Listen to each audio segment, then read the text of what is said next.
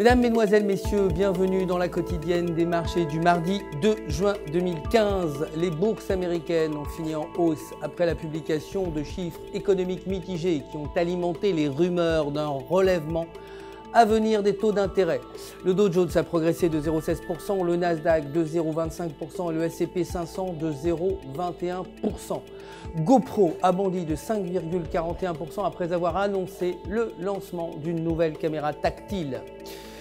Le dollar a continué de progresser face à la plupart des devises majeures après la publication de statistiques révélant que la production manufacturière avait augmenté plus vite que prévu aux États-Unis, alimentant les spéculations tablant sur une hausse des taux directeurs de la Fed. L'indice PMI manufacturier d'ISM a été meilleur que prévu, s'établissant à 52,8 contre 51,9 prévu. L'or a globalement stagné pour finir à 1189 $ l'once, le flot de chiffres économiques encourageants ayant fait grimper le billet vert. Le baril de brut a fini en baisse pour atteindre 60,23 $ sur fond de diminution du nombre de plateformes pétrolières aux États-Unis.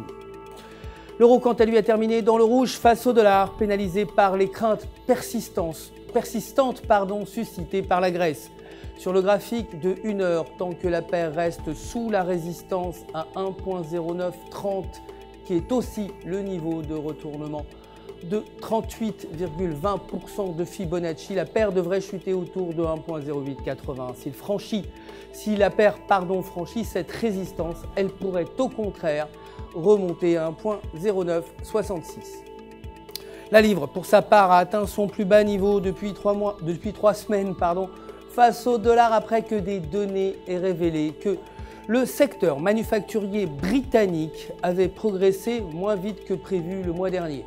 Sur le graphique de 4 heures, la paire livre-US-dollar se situe sous la résistance à 1,5254 avec un indicateur MACD inférieur à 0, ce qui pourrait faire chuter la paire à 1,5075. Si la résistance est franchie, la paire pourrait atteindre 1,5400. C'est la fin du flash. Merci de nous avoir suivis. Je vous retrouve demain matin, vous le savez, pour les prochaines actualités des marchés. D'ici là, restez avec nous sur www.ufx.com pour tous vos besoins de trading. Votre conseiller, vous le savez, est là pour répondre à toutes vos questions. Tout UFX se joint à moi pour vous souhaiter une excellente journée de trading.